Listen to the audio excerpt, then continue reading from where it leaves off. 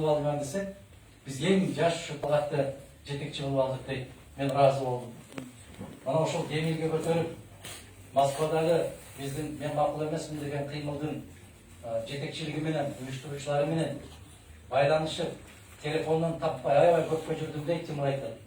Бирөөнө чыктым, алага жумшады, буга жумшады. Эки кишинин атын айтты, алар менин жанымда жүрөт дагы. Мен эртең барганда сурайм. Илгизден канча жолу сурадым дейт, түк акырында жок болду, жок дейт. Кудайдын куттуу күнү менин жанымда ошол Илгиз. Ушундай Санкт-Петербургдан чыгып атат. Мондай бар экен, кимге чыгыш керек экен деген бир маселени коюш керек. Ал дагы Кудай буйрса деп коюп жүрө берген да. Буйрган күн айтармын. Bir жыл өтүп кетти, дагы эле буйрук эле экен. Мен бул жерге келип сиздерди көрдүм. Ошол жигиттерге мен терең ыраазычылык билдиргим келет. Рахмат айткым келет. Бар болгула, аман болгула. Булар деле өзүнүн оокатын өзү кылып, өзүнүн турмушу менен жүрө беришсе, буларды сиздер эч кимдер сөкпөйсүздөр, урушпайсыздар. Ушуну уюмдаштырды. Мен ушул жигиттерге айтып бердим, жана кыска убакытта 86-жылы биз студент болуп жүргөндө мен могул жерде окугам, Тивер деген жери бар. Анда Калинин эле. Бул жерде Ленинградда окуган, Москвада, Новгороддо окуган, Псковдо окуган кыргыздардын баарын башын бириктирип, Келкел деген коом түзгөнбүз. Келкел деген коом. Ал кезде уюлдук телефон деген жок эди. Сапсан деген жок эди. 9 саатта келет элек. Ал кезде мондай мүмкүнчүлүктөр жок эди. Биз бири-бирибизди уюлдук телефону жок, кабат элек бир дагы сыртта калган. Азыр уюлдук телефон бар. Кааласаңар видео кылып телефон чалып сүйлөшөсүңөр, көрөсүңөр. Бирок бири-бирибизди жыйнап албайбыз. Ал кезде бээр бар экен. Ушул жерде, ушул окуу жайда ушундай бир Чаккалдан келген, же Таластан, же Көлдөн келген, же Кочкордон ат башылык бир жигит бар экен десе, биз ошого барып тапчылык.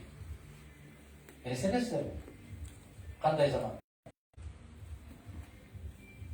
Биз ошону уюштурдук. Ушундай жыйын өткөрдүк. Анан жетекчи шайлайбыз дегенде бүт бар эч кимден Мадумаров өзүң баштадың, өзүң болушуң керек деп бир добуштан мени төрага кылып алышты. Кийин ушул Ленинградда Аккеме деген коом пайда болду. Кыргыздардын коому. Мелис деген жигиттер бар. Арктер болду. Кийин алар пайда болушту. Москвада пайда болду. Көрдүңүз? Биз ошолордун батирин төлөп берчүбүз. Биз бирөө ооруканага жатып баш болуп калган болсо, ошонун бардык нерсесин көтөрүп алып барып берчүбүз. Бул жомок бүгүн. Себеп бизде бири-бирибизге болгон мээрим бар. Адамгерчилик деген бар. Мен университетте, институтта окуп жүргөн баягы жубайлар балалуу болуп калса, ошолорго жок дегенде барып баягындай чоң балдардын бардык балдарга керектүү болгон комплект жок дегенде. Азыр ошондой бар. Ошондой көмөк көрсөтөсүңөрбү? Ошого барышыбыз керек. Мен жана артка кайталы деген сөзүмдүн мааниси ушунда. Мени аябай тепкилеп жатышпады. Элдин баары алдына чакырып атса, бул киши артка чакырып атат. Артка деген сөзүмдүн себеби ушул. Артыбызда эмне калды? Керемет кыргыздын касиети калды. Керемет улууну урматтаган, кичүүнү заттаган касиет калды. Керемет кызга 40 үйдөн тыйуу деген касиетибиз калды. Керемет кыздардын намысын өзүбүздүн намыстан бийик сактаган жигиттик касиет калды. Керемет эч качан карыясын карыялар үйүнө бербеген касиетибиз калды. Бүгүн Кыргызстанга барсаң, карыялар үйүнө мен жыл сайын ушул Курманайтта ушундай бир кан чыгарып, ошонун карыялар үйүнө эки балама, атайын ушу эки балама жүктөп коюп, бала кездеринде сен көрсүн ушулар. Көрсүн. Күндө эт чайнап, май чайнап отурган эмес.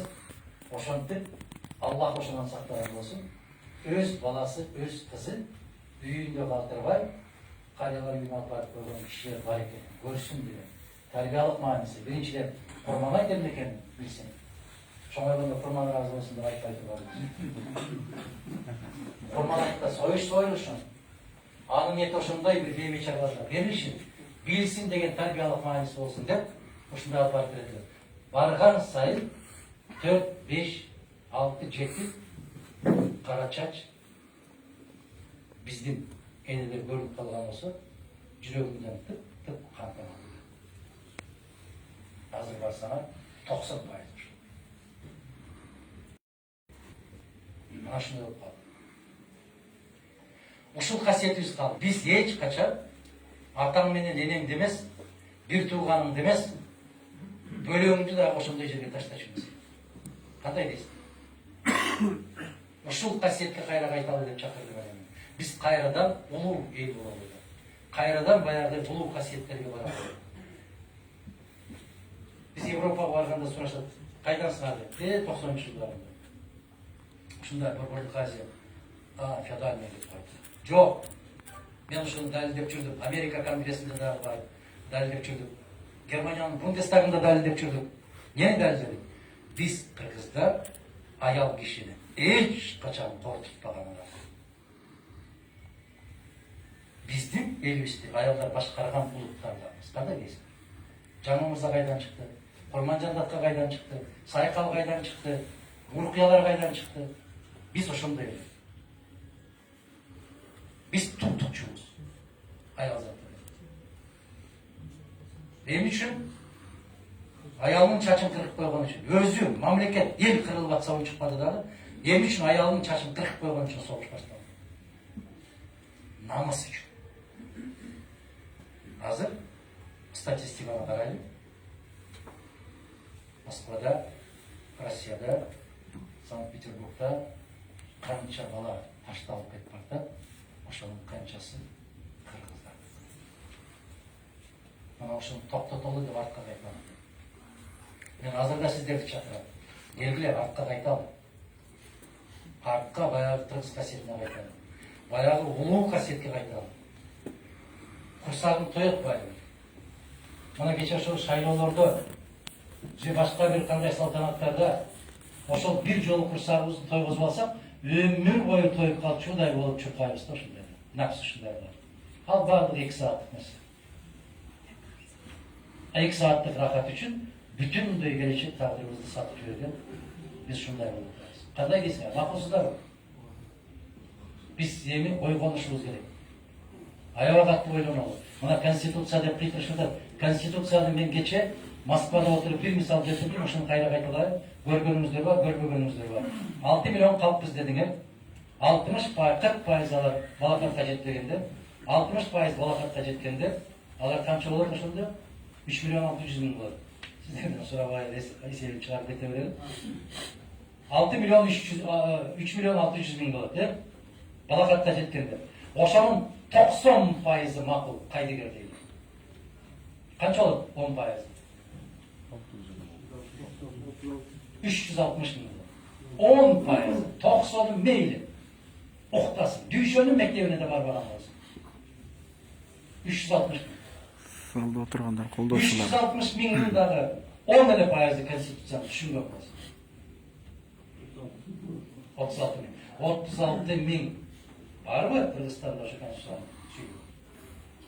Demek ne oldu? 100 yıl masada birlese gerek.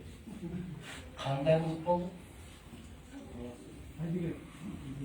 Sağ olasın.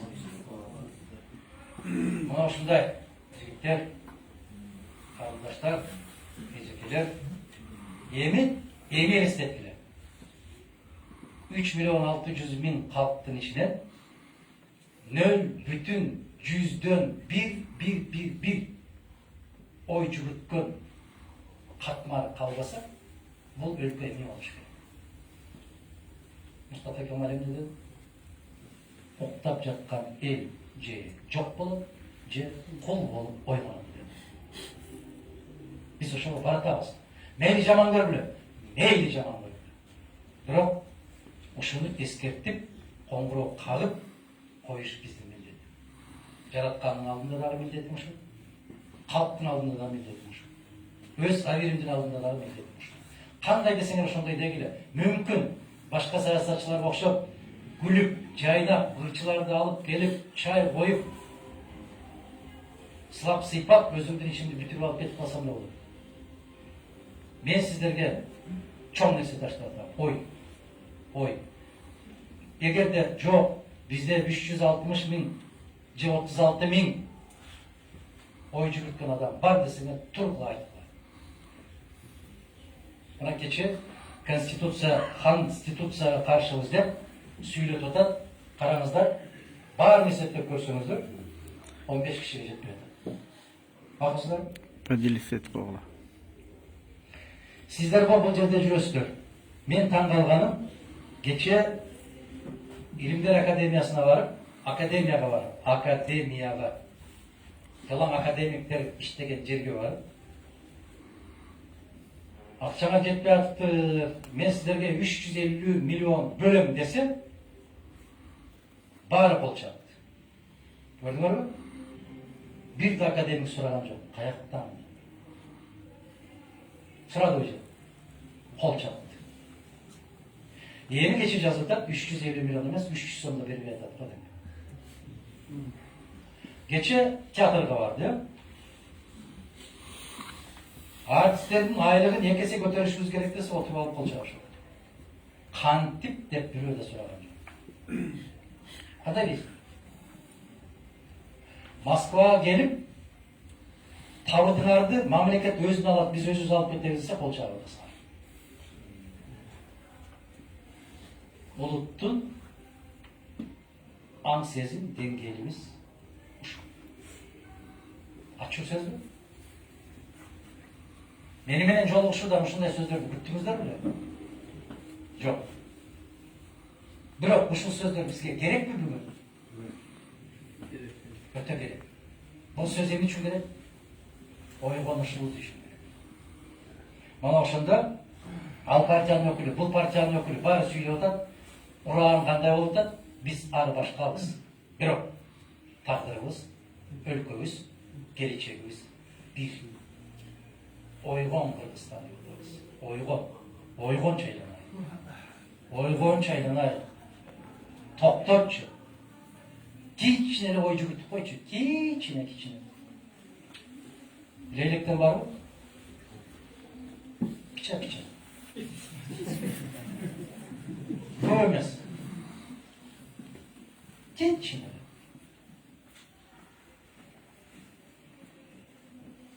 Ассаламу алейкум дейт. Хош келипсиз Питер шаарына, сизге ден соолук жана ийгилик. Сизге рахмат ушундай алтын убактыңызды. Бул алтын убакыт эмес. Эгерде ушул мезгилде ушул сөздөрдү айтылбай өтүп кеткен убакыт алтын. Бул мына өтө пайдалуу убакыт. Сиздерге да, мага да. Эл үчүн күйүп жүргөнүбүзгө дейт, ушул убакытта пайдаланып сизден бир белек алсам дейт. Жыйын бүткөндөн кийин ручка болсо да рахмат дейт. Качкей булам дейт. Мен дагы кээ бир кишилерге окшоп сааттарды бербептирмин.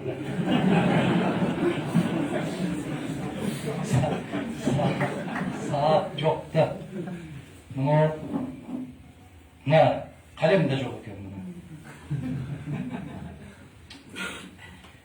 Сүйлөшөбүз, келиңиз. Мен башта эле суроо бердим, кечиресиз дейт. Эми ушул суроолор берилип жатат, баардыгы эле бүтпөгөн көйгөй. Ушул суроолордун чечилиши үчүн бир гана сиздин президенттикке келишиңиз дейт. Мен көп маселе чечилмек. Эми элибиз кайдыгер болуп калды келечекке. Ошондо кандай жолун көрүп турасыз, Кыргызстандын келечектеги орду дейт. Мен сизсиз же сиз президент болмоюн, өлүппөйт деп ишенем дейт. Анан Бакиевди дагы көбү жамандайт, качып жүрөт тиги жакта, бул жакта деп. Бирок мен Бакиевди жакшы президент болгон катары эсептейм. Болгону кресло талашта же башка чоң державаларга жакпай калды, сиздин оюңуз Улукбек дейт. Биринчи суроомуз бар. Кандай жол бар деген суроо бар. Бир жолу бар. Биз жана мен айткандай ойгонушубуз керек. Башка жолу жок. Ушул сөздү айтсам түшүнөсүзбү, түшүнбөйсүздөрбү, ошондуктан бир аз этияттап атам. Кыргызстанга күчтүү, сабаттуу, так, даана, ой, жол, бардык маселесин билген жигиттин келишине көп өлкөлөр кызыктар эмес. Эмнеге? Эч ким Кыргызстандын күчтүү болуп көтөрүлүп кетишин каалабайт. Ал үчүн эмне кылышат? Эбегейсиз чоң каражат кылышат. 45 жылы азыркы Америкада ЦРУ бар. Ошол кызматтын жетекчилеринин бирөө ушинтип жазган эле. Биз Советтер Союзун жок кылыш үчүн эч бир курал колдонбой бир гана жол бар. Ал кандай жол берет? Өзү жооп берип атат, өзү жооп берип атат. Суроо берет. Биз улуу баалуулуктар деген нерсенин баарын жокко чыгарышыбыз керек. Тарыхын тескери кылып окутушубуз керек. Ошол Совет эли сыймыктанып, суктанып карап жүргөн азаматтардын баарын теңирден тескери кылып көрсөтүп, аларды жамандап, бир гана культту жаратышыбыз керек деген. Ал эмне болгон культ? Акча, жана акча деп. Ошону менен биз Советтер Союзун жок кылабыз. Ким окуду ушуну? Окуган киши барбы?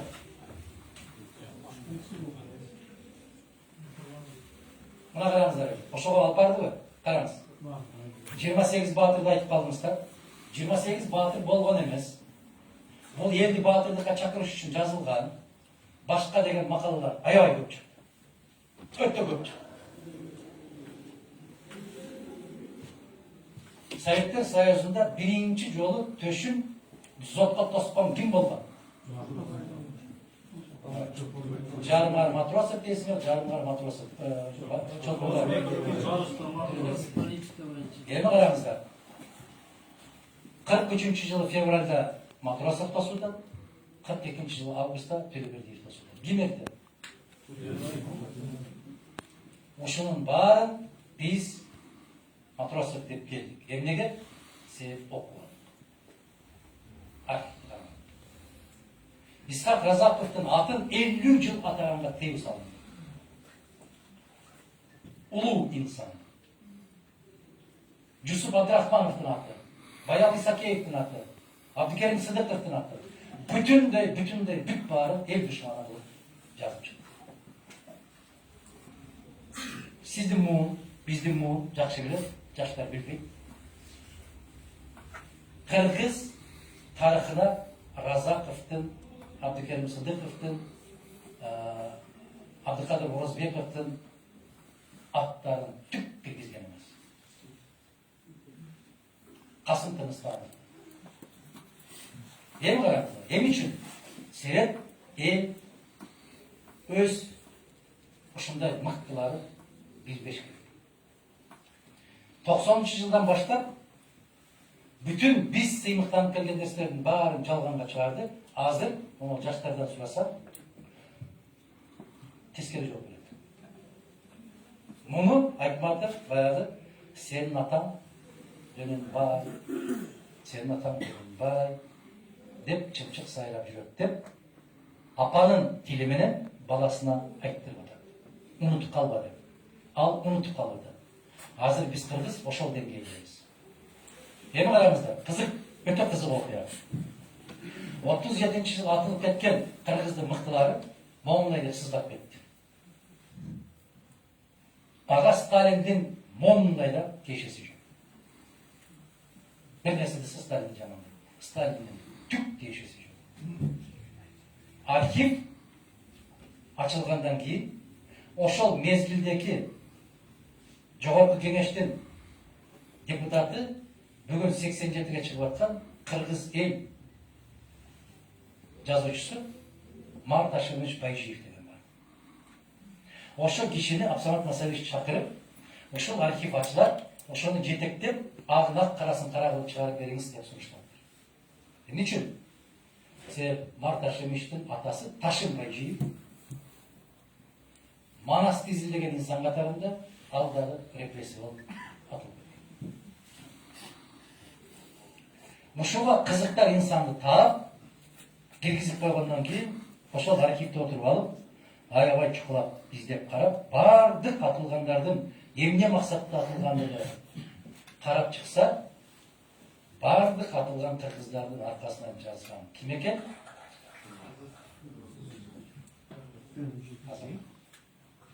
Салиховду ким билет? Сиз билсеңиз керек. Жок, билбейсизби? Мейли. Мына ошо киши дагы үйлөнгөндөн кийин кайнына-кайныкасы каза болуп калып, оор жылда бир тууган кайнысын алып келип, үйүндө өстүрүп, чоңойтуп, жогорку билимди кылып, аркасынан жазган ошол жигит. Бай жигиттин артынан дагы Касым Тыныстановду билесиздерби эмне деп айтты? Ал киши мардашым дагы айтпай койду, мен интервью алып атпаймынбы ошону? Кайра айттым, качанга чейин сылап сыйпап жүрөбүз. Ачык айтыңыз ким экен десек, өзүбүздүн ал деп көкөрөтүп жүргөн Токонбаев экен. Эмне деп жазыптыр Токонбаев Касым Тыныстановдун аркасынан? Тыныстанов китепке жазыптыр. Ал билим берүү министри болгон. Ишенал Арабаев ким болгон? Алфавитти ошондой кыргыз алфавитин түзгөн киши болгон. Касым Тыныстанов. Ушундай деп жазды Тыныстанов. Ороодо даның толо болсо, короодо малың ток болот деп. Аны ал экебиз эмне деп жазыптыр бияка? Бул ашыкча эгиниңди өкмөткө тапшырба деп атат. Орого толтуруп кой деп атат.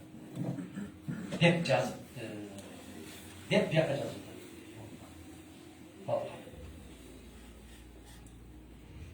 Биздин көзгө басар азаматтардын бүтүндөй баарынын аркасынан жазганда жанымдар бар. Исхак Казаковду дагы өкүтө жазганда, президент отурганда өзү көтөрүп областка, районго, борбордук комитетке жетекчи министр кылганда эмне каныбызда бар. Мыкты чыккан азаматтын баарын тынчтык турган өзүбүз. Азыр бүгүнкү заманда ошолор акчаны берип, муну жаздырат, сизди жаздырат. Не деп жаздырат? Толкон Токойчу алган жашыкты жаздырат. Анан сиздер окуйсуздар. Ошол демездегилер Бойраттан муну киши деп жүрсө бул да бүткөн турбайбы? Дейсиздер. Ошентип жек көрсөтүп, жаман көрсөтүп туруп, анын акырында жок кылат. Ошентип бизди өз колубуз менен эчен жылдан бери тазалап келатат. Натыйжада кимдер калды? Бүгүнкүлөр калды. Эмне болуп атат? Кагаз берсе болот. Мындай элди башкарууга өтө жеңил. Кандай дейсиз? Мына ушул жерде отурганыңыздар деле кече кийинкиде болочокто шайлоодо кай партиясын билбейт. Эмнеге ушундай билбейт? Эмнеге ушундай элдин баары айтып атпайбы? Бул баягы жоламандын жагдайы. Кандай дейсиздер? Өз энесине жаккан баланын образы бүгүнкү образ. Гел жарыкка чыгарып коеюн, гел тазалыкка баралы, гел чөгөлөгө, гел башка элкеге тең бол, башка элкеден өлкөдөн кем болбо деп жүр десе, жааны атып туруп ушундай атасыңар. Дүйшө, гел балдарыңды окутуп коеюн, гел кыздарыңды тамга тагынып коеюн, гел сабаттуу бол, башка эл менен тең бол десе, арабанын дөңгөлөгүн алып сабаган кыргыз бүгүн ошобуз. Жандай эмеспи? Ушул нерселер, урматтуу жигиттер, агалар, карындаштар, эжелер, көңүл бура турган маселе. Болду, кайдыгерликтен ушул жерге кетчи. Бакиев боюнча суроо бератасыз. Эсиңизде болсо, менин принцибим бирөө. Ким кызматта турган болсо, күчүндө турган болсо мен сынды аябай токтотпой айтам, кызматтан кетти, токтой. Артынан сөз кылбайм. Атайып кеткенде айттым эле, жарадан болгон арыстан үстүнө чөбөлөр чыгып ойноп атат деп. Бакиевдин этегин кармап, ошо кишинин костюмуна намаз окуп алып, бактылуу болуп жар салып жүргөн азаматтар кеткен күнү бул ушуну көрмөк эле деп сүйлөгөндө дүйнө молдарлар. Кече Атамбаев дегенде жанымды берем деген азаматтар бул жака секирип өтүп, соке бар экен, соке бар үчүн күн чыгып атат деп кеткенде бир дүйнөм түтөдү. Соке деп жүргөндөр 5-октябрь күнү бул жака чуркап өтүп, саке деп калганда экинчи дүйнөм түтөдү. Кече биримдик деп кыйкырып жүрүп, мекеним Кыргызстан деп кыйкырып жүрүп, тарс етіп бұл жаққа өтіп кеткенінде үшінші дүйнөм қиылады. Не болды? Не болды? Біз ел, бұл не болды? Қандай болды? Ошылардың үстінен ойланышымыз керек. Жігіттер, білетті ме оғыз? Қалдар?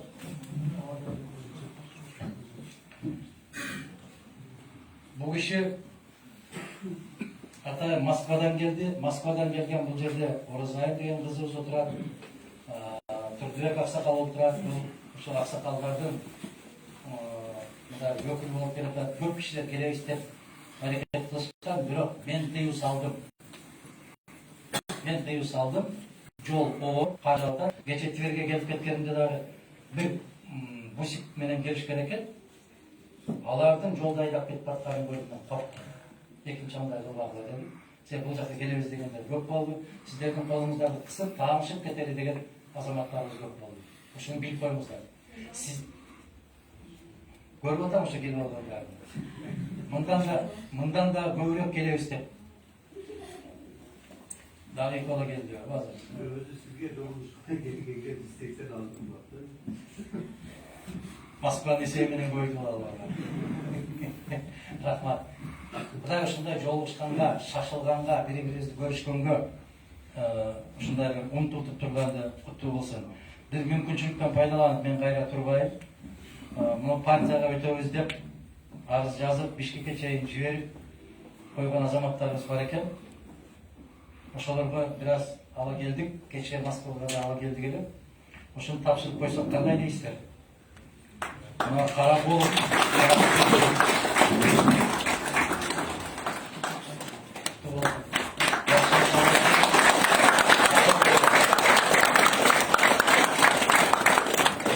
Виктор.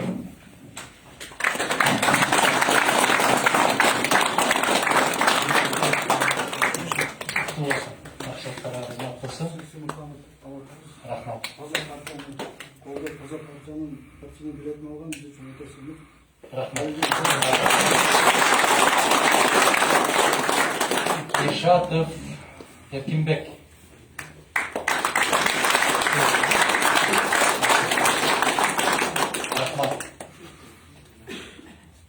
Төрөкулова Гүлбарчын.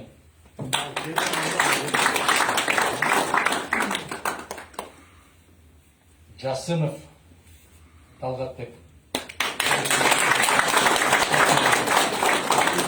Ушул жерден бир сунуш нерсе.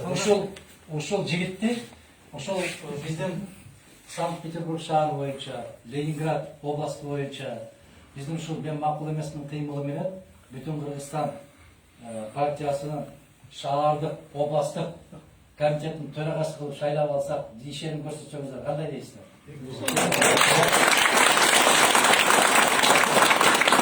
Кол көтөрүп добуш бересиздерби? Анда көтөрүп коет. Эртең анан мен макул. Рахмат. Эч каршы калыш жок экен. Башка жактан келгендер добуш бере албайт. Рахмат. Куттуу болсун. Эсенбаев Медербек.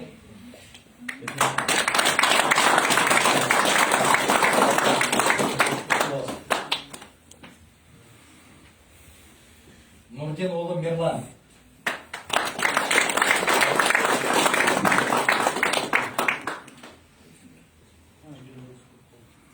Ким? Bazılbekов Чыңгыз.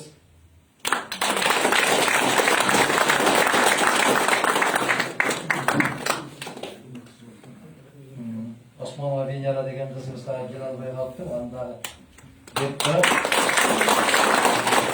Bundan keyinki жұмыштарды, bundan keyinki işlerdi. Eğer de aябай kızıklar болған болсаңыздар, ошол Талгат менен байланышасыздар. Ол жерде мына Тимур мырза кимиңиздер кимди таанысаңыздар да Бакыт деген жигитибиз. Мына ушулардын баарынан сурайсыздар.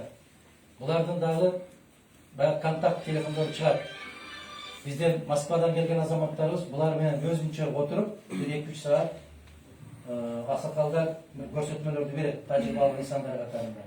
Кантип байланышты күчөтүп турсак болот. Бир нерсени баса берип деп айтат. Шайлоого түк тиешеси жок. Биз баары бир өлкөнүн келечегин шайлоо менен байланышыбыз керек. Биз кайдыгерибизди токтотуп, аракет жасашыбыз керек, байланышта болушубуз керек. Рахмат чоң, ийгиликтер, аманчылык, жакшылыктар коштоп жүрсүн. Кимде пикир, ооз, бир-эки ооз сөз балалар болгон болсо, ал жерде башкаруунун баардыгын өзүңөргө мына жетекчини шайлап алдык. Өзүңүздөргө берейин. Рахмат.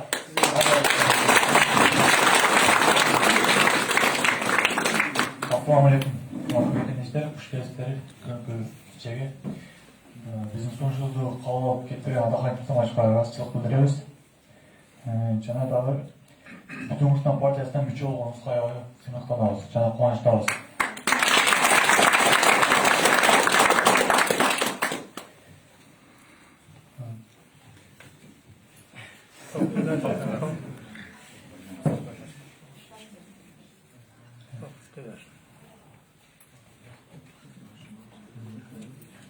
Barınızlara rahmat ve iyilikler olsun. Sonunda sürü oturmaya kalıyoruz.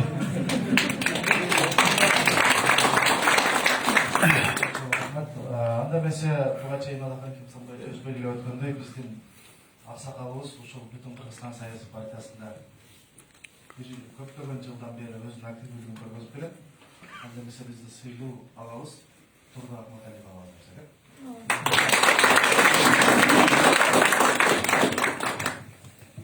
Саламатсыздар, урматтуу мекендештер, урматтуу туугандарым. Азыр барыңыздар ушул жерге келгениңиздерге силерге да чоң ыраазычылык билдирем. Москвадан да келип отурушат, биз Москвадан келдик. Москвадагы бүтүн Кыргызстан жана мен макул эмесмин кыймылы. Мен окуум бар дегенде кыймылыбыз бар. Ошол кыймылдардын артынан силерге чын жүрөктөн ыраазычылыгымды билдирем. Эми баарыңыздар уктуңуздар. Adaxon Kimsonбаевдин айтканын баарыбыз угуп эми кайдыгерликтен айрылыш керек, урматтуу туугандар. Ушунча жылдан бери ата бабабыз баштарын ат туягында тепсеп, канын кылыч биесин агызып, көп кылымдардан бери сактап келген ыйык ата мекенибизди, ыйык журтубузду башка элдин, башка улуттун тепсемчисинде калтырбашыбыз керек. Келечек муундарыбыздын тагдырын, бала чакабыздын, өсүп келаткан небере чөбөрөлөрүбүздүн тагдырын ойлонушубуз керек. Биз көрүп атасыздар, Кытайдагы уйгур элин, мекени жок күрт элин, мекени жок дунган элин баарыңыздар көрүп атасыздар. Биздин бала чакабыз, неберелерибиз, биздин артыбыздан өсүп келаткан муундарыбыз ошол көйгөйдү көрбөшү керек. Эркин болуш керек. Биздин ата бабаларыбыз биз кандай жашап келсек, алар да эркин жашаш керек. Алар ушинтип иш издеп, кара курсагын тойгузам деп, жашоосун оңдойм деп, бүтүн жерде жүрбөш керек. Туылган жерин топурак алтын деп. Баардык ушу биздин өсүп келаткан муундарыбыз өз элинде, өз жеринде күн көрүп турмуш кечириш керек. Биздин кыргыз сөөгү өз элинде, өз мекенинде жашаш керек. Башка жерде жатпаш керек. Ошон үчүн урматтуу туугандар, баардык мамлекеттин, элдин тагдыры өзүбүздүн колубузда. Bizge başka ulutlar gelip Kırgızstan'da onu verdi. Bizim yaşımızda onu verdi. Buna hazırda tutumuzlar. Başka ilder, başka memleketin жетекçileri de Kırgız memleketin ösü bölüp geçsin kalaşmakta. Bizge güçlü prezidentin güçlü başçısının da gelişini kabul etti. Ben açığını aytkan oşunda koşuna memleketleriz. Ama özümüzün içimizdeki üresler de var. Elin kazmasını tonup alganlar, elin жон терisinden ovqat kılganlar da bizge çınçıl, таза adamın gelişini kabul etti. Bunu barizler жақсы түшүнүп турасыздар да. Азыр эми биздин тагдырыбыз элдин тагдыры. Кыргызстанда азыр бул жактагы жүргөндөр 1 миллион деп атат. Биз так санын билбейбиз, так санын биз эмес. Мамлекеттин статистика комитети иммиграцияга жооп бергендер да билет. Канча адам кирип атат, канча адам чыгып атат. Бул деген эмне? Бул деген мамлекеттин иштебегендиги. Мамлекетти башкарып атат деп биз ишенип колуна эки колдоп, эки бутубузду көтөрүп шайлап аткан жетекчилерибиздин чабалдыгы, билимсиздиги, акылынын жетпегени болот. Бизге ошон үчүн өзүбүздүн тагдырыбыз өзүбүздүн колубузда ойгонолу. Бул жерде эч кандай Адакан Сыбайлаш айтып кетти, шайлоо жөнүндө сөз жок. Биз өзүбүз айтып кетишибиз керек. Коомчулук бири-бирибизге түшүндүрүү иштерин жүргүзүш керек. Окушубуз керек. Билимибизди өркүндөтүшүбүз керек. Ошондо гана качан билимибиз өркүндөгөндө, бирибиздин билбегенибизди бирибиз айтканда, бири-бирибизге жардам бергенде, биз бирдиктүү болгондо гана улут болуп калыптана алабыз. Эгер биздин биримдигибиз жок болсо, бирибиз калпабызга ноотен бирибиз алай, бирибиз токтоо деп жазып алганда, эч качан биз улут болуп калыптана албайбыз. Биз бөлүнбөшүбүз керек. Өзүбүз аз эле элбиз, анандай ичибизден бөлүнбөйбүз. Бул болбогон нерсе.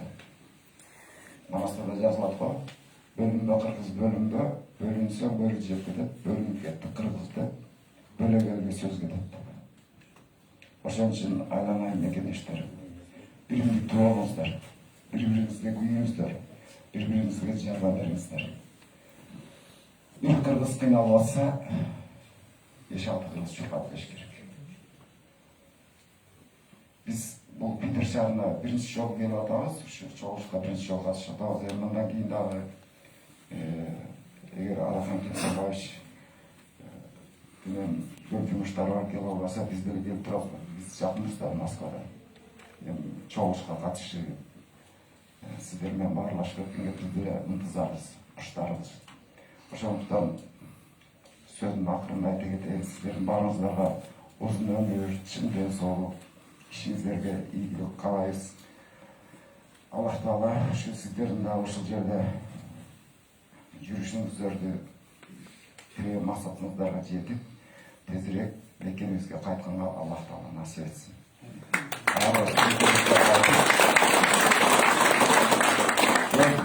Өз жерибизде бала чакабыздын, тууган туушкандарыбыздын маңдайында ушу өз жерибизде турмуш кечиришке Аллах Таала насип этсин. Рахмат. Эгерсе урматтуу тилектештер, дагы калып калган суроолор болсо берсеңиздер болот. Эми ушундай суроолор бар деп анан аксакалдарыбыз бар, дагы Питерде сөз эркин микрофон деп коебузго. Барбы?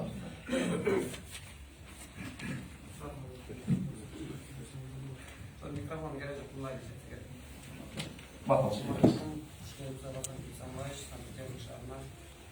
Мен сизге суроо менен кыргыз билимин азыр өнүкпөй жатканын бирден бир себеби деп билим берүү министрлиги бизде жакшы иштеп атат. Себеп дегенде мектептерде, университеттерде, колледждерде билим ала албай жатышат да.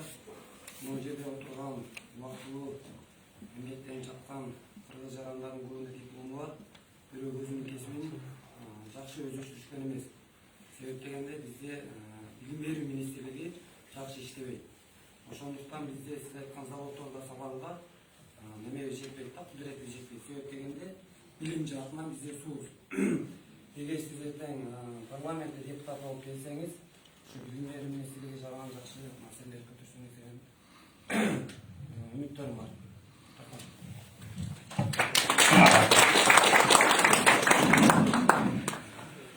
Мен эки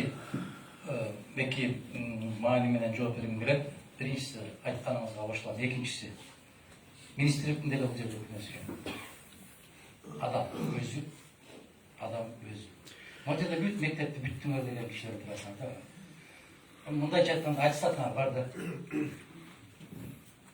Bir сабакта, bir класста 30 киши отурса, 30 бала кыз отурса, ошого бир эле мугалим сабак өтөт. Бир эле мугалим өтөт. Ошонун 4-5-өөсү мыкты өздөштүрүп алат да. 27-өөсү арабага түшүп алып эле көчүп өтө берет класстан класска. Алардан эжеке агайлар сурабайт деле. Туурабы? Аттестат алганы келгенде же апасынын, же атасынын кадыр-баркынын, же убалынан коркпойт деп элек деп коет да бир нерсе, коюп берет да. Эгерде адам өзү билимге муктаж болуп, билимге суук турган болсо, мен дайым жаштар менен көп жолугам, өздөрүнүн сунуштары боюнча университеттин студенттери менен 11-класстын окуучулары менен жолугам.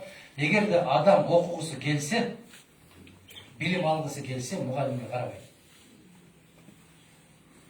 Башка маселе, эгер химиялык бир кандайдыр бир тажрыйба жүргүзөйүн десең, же физикалык тажрыйба жүргүзөйүн десең, анда мектепте жок, андай класстар жок десең, пробиркалар жок, башка заттар жок десеңер, мен макул болом. Бирок теорияда мен дайым мисал келтиргеним Абу Али бин Сина. Билесиздер, э? Абу Али бин Сина. Ушул кезге чейин ошол кишинин китебин ар бир дарыгердин столунда китеп туруш керек деп эсептейм. Ушул киши, ушул жигит кайда окуду? Эч жерде окуган жок. Кечке бир жумуш кылып, нан таап, кургатып, баштыгына салып, суу жыйнап, жүрүп, падышанын китепканасына кирет дагы. Түндө бир жерге бекинип алып, жатып алып, калып калат дагы. Суусу, наны түгөгөнчө түндө бекинип, шамчыракты жагып алып, ошол жерден окуйт. Ага профессор сабак берген жок. Академик үйрөткөн жок ага. Өзүнүн ышкыбоз, ынтызар өзү окуду да. Бул бир жагы. Туура баарыбыз ушундай кылып окушубуз керек дегенден алысмы? Кыргызстанда министрликтин башында турган, министрликти түзүп аткан жогорку кеңеш. Алар сол арашында. Алгы мен сени колдоп берейин, биздин монол кызыбызды министр кылып бер. Бул фракцияга туш келди. Бөлүп ал дебедим мен, санын кылып, жиликтеп, устукандап бөлүп ал. Партиялык система деген ушул. Деп канча айттым мен каршылык. Сотторду да бөлүп алды. Ош областынын соту СДПга, Ысык Көл областыныкы Атамекенге, Нарын областыныкы республикага деп. Нокат районунун акими дагы, прокурору дагы бир болгон. Неге? Булар мени колдойт. Мына ушул системаны жойушубуз керек биз. Жигиттер, мен түшүндүрө алам, аракет кылам. Дайым айтам, биз ар бирибиз бир көчөдө жашаган эл болсок, айыл болсок, ар бирибиз өзүбүздүн үйүбүздүн алдындагы арыкты мыктылап, тазалап керек болсо, мис менен куюп койсоң дагы, булактан таза суу келмейинче, сен арык менен таза суу акпайт. Булак ким? Эл. Демек, кимдин колунда экен? Элдин колунда.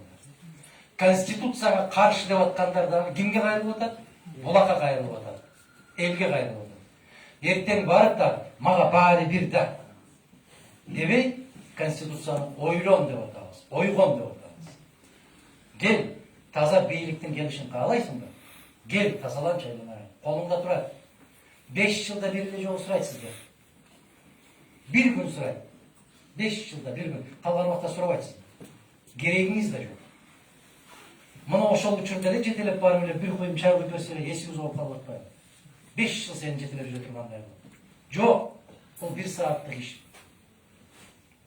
Makbulsuzlar. Oşon üçün bulak dep men sizlerge kayrılıp atkaным, sizlerge kelip atkaным Jogorku Kеңештин emес. Өлkө жетектеп атабыз, өлkө башкарып атабыз деген азаматтарга эмес. Улам сиздерге келип атканын себеби ушул булакка кайрылайын деп атат. Каалайсыңарбы тазаланалы? Каалабайбызбы? Келип ушундай буркан шарканага берели, кете берели. Ушундай билим берүү ар бир адамдын өзүнө. Келиңиздер, биз башта ректорларды дагы эгер доктор, илимдин доктору болбосо, ректор шайлоого укуксуз деп мыйзамда ошондой кабыл алганбыз. Ректор. Баш прокурор болуш үчүн прокуратура тармагында 10 жылдык тажрыйбасы болбосо, баш прокурор болбойт деген мыйзам бар. Азыр прокуратуранын эшигин аттабаган балдар бар, баш прокурор. Мектептин эшигин аттабаган кыздар, балдар бар балып, билим берүү министри. Уят. Уят эле. Алар өздөрү деле уялыш керек, сыйлаш керек өзүнө. Мен канчалык мыктымын деп эсептеп өзүм көкөретпөгүн. Эгер менин колума кичинекей бир скальпелди берип коюп, ушу киши ушул жеринде мындай эле кылып баштап бериңиз десе да Аллах сактасын дейсиң. Билбейсиң да сен. Азыр көчөгө чыгып эле сиз президент болосуз десе, кечээ болушуң керек эле деп атат. Кечээ калдырдым. Ошол баардыгы ушул жигиттин айткан ошол баягы сабаттуулугунун деңгээли. Баары суроолорду соңку 3 суроо кылабыз. Келиңиз.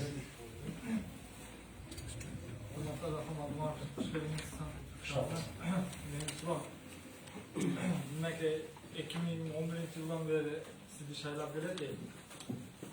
3-4 şayla öttü, 15-17 keçeyi vakit. Sol 3 bolgan şaylada ötken jerinizden tutoslar ol, öttür aldınız. Ötkörbe koyuştu. Bu keçeyi şaylada öttünüz. Anı ötkenden keyin bu hal alassanız olmak da o 14 kişi men öttüğünüzde de şayla olsun. Var olsun alassanız olmak da biz siz de 2011'den beri şaylap geliyoruz. Anam şaylap kalıyoruz boşa olup kanday Adınız kim? Munarbek. Munarbek.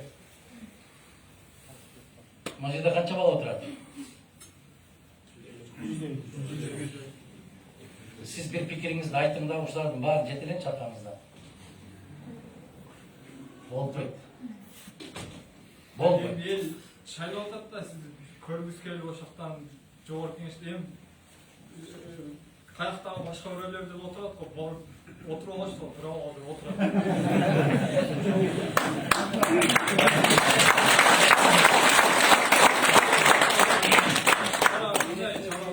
Oturup algandardын geleceği belgisizde. Köp kontup aytат. Siz geçip kalsanız gerek. Geçip kalmaz. Ben ayağa gelen cevap verdim bu soruğa. Kayra kaytalanmaylı. Gelip, oşonday bolup 4-5 gün oturup, ona karanızlar janagı Ay Çarma ministri olgan jigitler.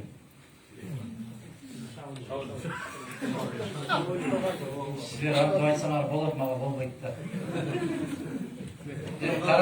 Karanızlarda antıp barıp oturgandan göreçü. Jö деле кетмейин жаткан жакшы. Болбойт. Менин маданиятым башка. Менин көз карашым башка. Эл качан көпчүлүк менен ошол жерге алып бармайынча жүрө беребиз. Эл көпчүлүк менен. Сен ал жерге 15 киши болуп барасыңбы, 20 киши болуп барасыңбы, андан байнап чыкпайт. А бирок кийин жебеген самсага пулду төлөтө бересиңер да. Сиздер отурдуңуз эле го деп кантип түшүндүрөсүң? Сен отурдуң, сенин үнүң укпайт, сенин добушуң жетпейт, сенин күчүң жетпейт дегенди кантип түшүндүрөсүң? Болбойт андай. Анан алып эле күрөшүп аткан киши болуп, телевизордо бакырып пикирип сүйлөп коюп, анан эшикти жапкандан кийин алардын кызматын кылып, мен антип жашай албайм. Sonra siz konstitusiyonu okudunuz bile de, öttünüz bile de şayloodan. Анан Sonra Barışınız керек dedim, ne olsa da.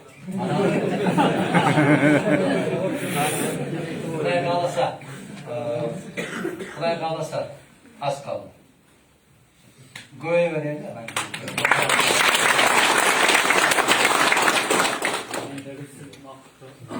Terasыңызда сұрауым бар эле.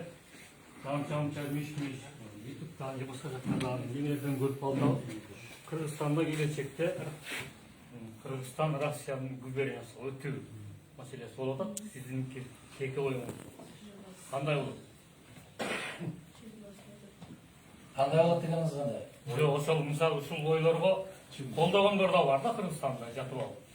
Өтүп кетсек деле Дагыстан эли деле жүрөт го дейт. Жадым колдобойт. Ошого сиздин пикириңизди уктум келет. Жақсы. Мындай деген сөз бар да.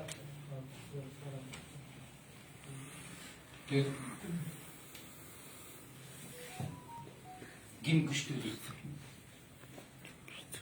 Арыстан күштүүбү? Жолборс күштүүбү? Кашкыр күштүүбү? Ким күштүү? Жайым күштүүбү? Ким күштүү?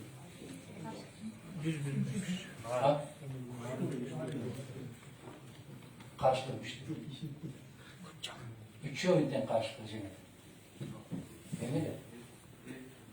Кашкыр эч качан сиркте ойногон эмес а. Баракелде. Жооп билет экенсиз. Мен ушул пикиримди нече жылдан бери айтып келатам. Мына ошол өкмөт башчысынын орун басары вице-премьер болуп туруп, Кыргызстанды Кипик программасына киргизебиз дегенде, Кипик программасына 6 гана өлкө кирген, Африка өлкөлөрү 5-өө 6-чы болуп Кыргызстанды киргизебиз дегенде, бүт бардыгы макул болуп, өкмөттүн жыйыны болуп чечим кабыл алып, жападан жалгыз тарап үчүн айтайын болуп каршы болду. Феликс Полов да капа болду, Бакиев да капа болду. Бакиев чакырып алып мен айттым. Бул парламент эмес санайт. Бул жерде жетекчи кандай болсо, чечим алса, ошону аткарылат деп.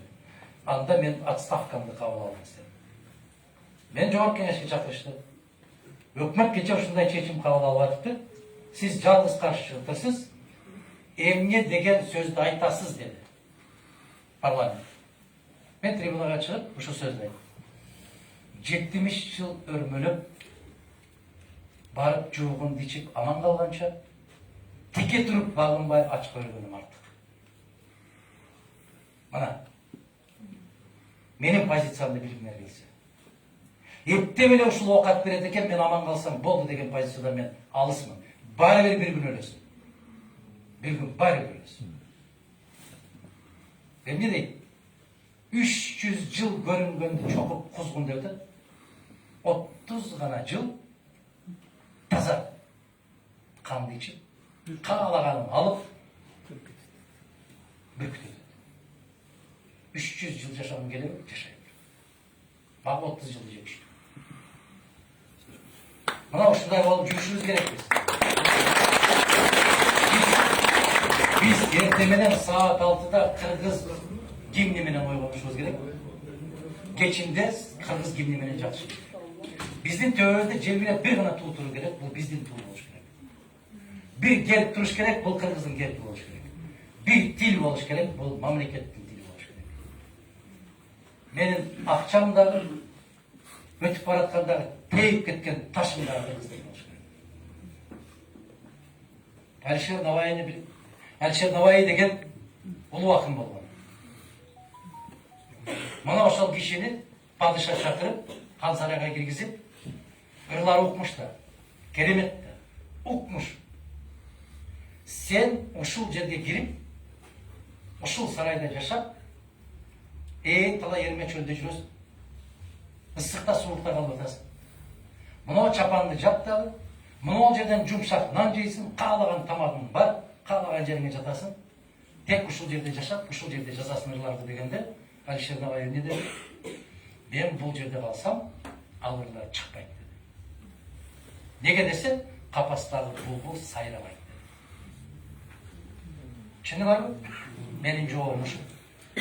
Бөтөн өлкөгө кирип, ошонун капасына кирип алып, арыстанмын, түкүнчүнүн тукумумун, баланчынын тукумумун деп бир ийден учуна мондай этти алып оозуна салып койсо, ошого бийлеп жүргүн келген болсо, мен аны каалабайм. Мен ошол тоо таштарда ээн эркин жүргөн бир карышкы сыяктуу болуп, өзүм каалагандай жашаган. Ошон үчүн жанагы бул жигиттер деле айтып атпайбы? Эптеп эле кирип албайсыз беле деп. Жок. Ал жерде капкан деп коет. Ал жер капкан. Өз баласыны эч качан таштабаган, жанын берген жаныбар кайсы жаныбар? Бардык жаныбарлар баласы үчүн керек болсо, уйлар деле, карышкы келип атса деле, акыркы күчүн жумшайт, акыр болбой калса качат. Өзү калып, качпай калган кайсы жаныбар бар? Жок. Жок. Бир гана жаныбар бар экен, бул Акылбирс экен. Биз ошол тоо ташта жашаган Илбирсиз. Бирөөлөрдө айтабыз аюу деп, бирөөлөрдө айтабыз аждар деп. Биз ошол Илбирс экенбиз. Тоо ташта жашаган. Ушундай болгон жакшы да. Менин позициям ушундай. Эч качан бул өзгөрүлбөй турган позиция. Каалаганыбызда болушубуз керек. Соңку суроо. Ким көтөрдү эле? Ой, дагы үчөө, төртөө болуп. Өзү чогулушту мындай башташыбыз керек. Жем кыз болот да. Эки ооз менен жооп беребиз. Assalamu alaikum. Берген соң, ар бир чиновниктин, ар бир райондун акиминин, ар бир өзүнүн кызмат унасы жана ар бир айдоочусу болуп келе. Ошондой эле биздин депутаттар. Төра болуп турган мезгилиңизде ушул ишти киришип баштадыңыз да, өзүнүн 2 миллиондук акчаны. Анан чуга ажы дагы ушуну колдоп чыккан болчу да. Айтайын дегеним, келе жаткан шайлоодо утуп келсеңиз, иншалла. Бүтүндөй бардык кызматкерлер өз эсебине барып келип, унасы жок, айдоочусу жок, элге окшоп эле уялбай эле маршрутка менен барып келе турган мыйзам калыбалса болобу, болбойбу? Эгер уялчаак депутаттарды шайлабасаңар, ошентсе болот. Туура, мен түшүндүм. Мен күнүнө 12 чакырымдан 15 чакырымга чейин жүрүм. Күндө. Күндө Кудайдын куттуу күнү. Мына сиздерге келген күнүдө мен ушу балдарга Эмилге айтып аттым, мен басышым керек дегендей болуп, себеп бүгүнкү басканымды карасам, бүгүн сиздер менен аябай катуу алек болуп атып, 10.724 кадам басып турмун. Бул 6,5 километр болот. Эч колум бошобойт. Ушул колум бошосо бассейнге барайын деп атам мен деле. Бирок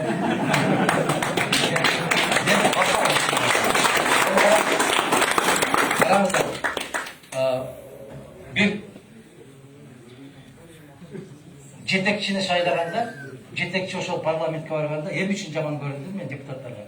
Саат 8ден кийин кызматтык машинаны ким бөтөн жерде айдаса, кимдин машинасы ресторанын алдында турса, ким аялын тойго жетелеп жүргөн болсо, машина менен ошол жерде кармалсын деген буйрукту бердим мен ички иштер министрлигине.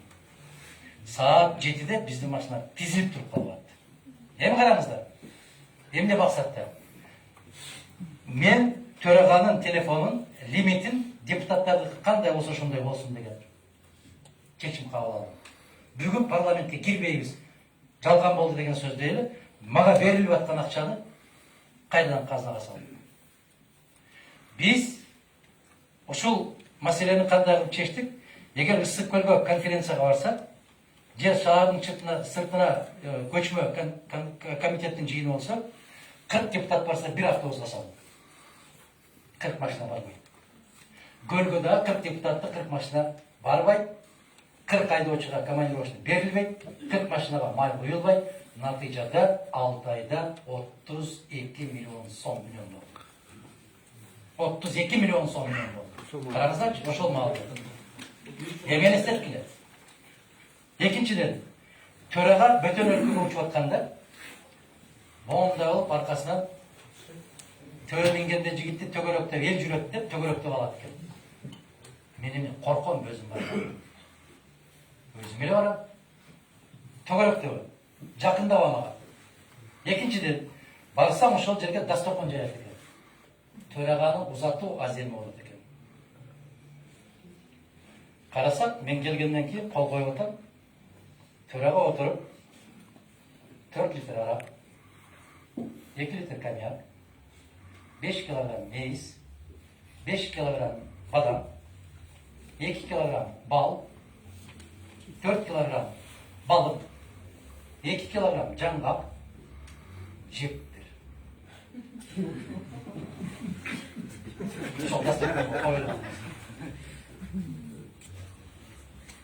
Төрағаның bir отырып, самолетқа шығып кеткені 200 мың сомның тегерегінде болды. Мен ұшылардың барын тоқтаттым. Мен машина барады, түпті самолетқа сағасына. Бишкекте мен үйімден аэропортқа чейін 20 минут. 20 минут мен құрсағым ашып қалады. Же үйден чай бермейді саған. Же ашқа жүресің. Мына ушундай айтор жалған жашық нәрселер толып кеткен. Ошондуктан барын ордуна келтирсе, акча аябай катты үнөмдөгөн. Сиз айтқандан сурооңузга 100% кошулам. Ошондой барышыбыз керек. Ошондой болушубуз керек. Барып калсаңыз дейсиз, биз барып калсак, ошондо көрөсүздөр, жогорку кеңештин депутаттарына машина деген токтотуш керек. Ана мына уюлдук телефонуна мамлекеттин эсебинен бирдик салган токтотуш керек. Ошко уча турган азаматтарга бир айына бир гана жолу ал жака бул жака билет болуш керек, калган жанынан алып. Себеп бир айда бир жолу округка барып иштеп бериш керек. Элдин чакыруусу талабы боюнча. Азыр айланайындар депутаттар тойго барып кечинде келип калды. Ким менен кантип, кимдин эсебинен? Мамлекеттин эсебинен. Ошентип, жогорку кеңештин депутаттары бул жака барып келейин, ал жака барып келейин деген арыздардын баарын жок деп кол коюп отуруп, акырында эмне дедим, ал барып кетсин деп. Биздин курсагыбызга чыгарып кеткен. Өзү да жебейт экен, жедирбейт экен. Ошондой каалайсыңарбы? Келиге ошондой болот. Бактылуу болгум келеби дейт, бол дейт. Эч ким сага тоскоолдук кылбайт. Туура? Ошондой болобу? Келиңиз, ким мына? Келиңиз. Андан кейін мынау кім? Үшінші. Менің сұрауым, сіз өзіңіз президент башқаруын жақтап келесіз да қанша жылдан бері? Ана Садыр Жапаровтың президент башқаруысына өтем деп тұрады ғой азыр. Ошого қайсы жерде сіз оған көзқарасыңызды алып бересіз? Анан екінші сұрауым, мына Борбор қаланың Ош шаарына көчүрүп келгенге сіздің көзқарасыңыз? Жақсы. Кантип силерге жөнөкөй түшүнүктүү болсун деп түшүндүрүп берсем болот да. Биз куйдун этин жейбиз, эч ким жебейин дебейт. Адал, адал. Бирөө келди дагы балка менен башына бир коюп туруп, кулатып туруп, ошо жейсиз. Анан сиз айтып атасыз да, сиз куйдун этин жейин дебедиңиз беле. Туура? Бирок аны жакшынакай кылып, адалдан, Аллахтын жолуна деп, эрежеси менен сой, анан бышт. Конституция ушундай. Бекинип алып жазылбайт. Элдин мүдөөсү, элдин каалоосун эске алынат. Бул бир. Экинчиден, Конституциянын алуунун эрежеси бар. Жогорку кеңеш 1-3 окуудан кем эмес окулуп каралыш керек, алыш керек. Бир окуу менен экинчи окуунун ортосу 2 айдан кем эмес убакыт болуш керек. Бұл ең минимум 4 ай өтіш керек. Үчүнчүсү, ең негизгиси, легитимдүү жогорку кеңеш кабыл. Азыркы жогорку кеңеш 28 октябрдан кийин мунун ыйгарым укугу бүткөн. İşte de odat mı? İşte de odat. Alarga çak odat mı? Seni geçe etmeye kalışkanda. Kuday Kökdeniz degen жерден берди да. Армияга барган балдар барбы? Билебим. Айтат эле барганда эле пол мой десе мой бердим, баары мойдурат дегенде. İşte деп атат, иштеп атат да. Буларга баары эмне экен? Айлык алып атат. Ал үйдө отурушат. Өздөрү өрттөгөн жерди кайрадан элдин акысынан жакшынакай кылып ремонттоп алды. Күйүп кеткен килемдерин жаңылап алды. Эмнеге отурбасын? Biz uçup olsak dağılır size. Azamат, özüңөр жообун билесиңер, мен айтыргымга келип атат. Ошондуктан мен дагы президенттик башкаруу дегенде жалгыз калганмын. Жалгыз калгам. Текебаев айткандай, баары макул болду, көгөрүп сиз жалгыз калдыңыз деди. Азыр дагы жалгыз калдым дагы, элдин баары президенттик деген экен го. Эмне үчүн мен баары ошондо? Бирок менин айтканым мыйзамдуу жол менен деп атам. Эрежеси менен барат. Азыр Конституцияда мындай деп жазыптыр. 116 белендеден турат экен. Конституция деген ашык, ары бери келди дегенде бир 80-90 деген экен болот. Бул баягы ар бир баскан турганда жаза турган документ эмес. Мынтип жазып атат. 7 мыйзам чыгаруу булагын демилгесин берет экен. 7 субъектке. Кимдир? Ал жерде эл курултайы да бар экен. Анда жогорку кеңеште иш кылат. Генеральный башкы прокурорго бериптир мыйзам чыгаруу укугун. Жогорку сотко бериптир мыйзам чыгаруу укугун. Президентке бериптир мыйзам чыгаруу укугун. Аткаруу бийлигинин жетекчиси катарында кайра өзүнө бериптир. Оң колу менен сол колу менен де жазат экен. Мындайча айтканда мен турам, менден кийин мен бармын. Анын артындагы кийинки мен. Бардыгы мен. Мен бардыгы мен. Сот мен, прокурор мен. Муфти дагы жарабай калды. Эгер эл каалап бата бермесе, ал дагы мен болот. Макулсуңар ушуга? Анан эмне менден сурап атасызбы? Мен ушуну түшүндүрүп айтып атам. Эгер дейт, аткаруу бийлигин президент жетектейт дейт. Эгер курултай болобу, жогорку кеңеш болобу, өкмөттүн ишине нааразы болгон болсо, менин администрация башчым кетет дейт. Мен калам, кийинкисинде да кала берем. Мөөнөтүм бүткөндөн кийин дагы калам. Себеп эл каалап атат. Бул жалган. Бул арамзалык. Бул өтө ачкыр. Андай болбойт. Эгер аткаруу бийлигинин башында сен турасыңбы? Айттыңбы, кеп башым менен алам дедиңби? Эмне үчүн сен коет экенсиң? Муну кызматка коесуң, буну кызматка коесуң. Бул киши аппараттын жетекчиси, администрациянын жетекчиси. Бул экөө начар иштеди. Бул киши койгон жок, мен койдум. Бул экөө начар иштеди, мен бул кишини урушат экен. Мунун кандай тиешеси бар? Бул киши эмне иш кылат? Мен айтканымды жасайт. А мен айтканым үчүн жооп бербей, а бул киши жасаган үчүн жооп берет экен. Бул кандай деген система? Силер айтпачы, айланайындар. Бул кандай деген система? Бул үчүнчү жагын айтайын. Сотторду мен дайындайм дейт. Эгерде сот туура эмес чечим чыгарса, мен аны кызматтан алам дейт. Не дейсиңер буга? Прокурорду дагы мен дайындайм дейт. Айланайын, бул деген менимче бир падышанын да оюна келген эмес. Мындай нерсе келген эмес. Андай болбойт. Ошондуктан мен андай конституцияга каршымын, менин.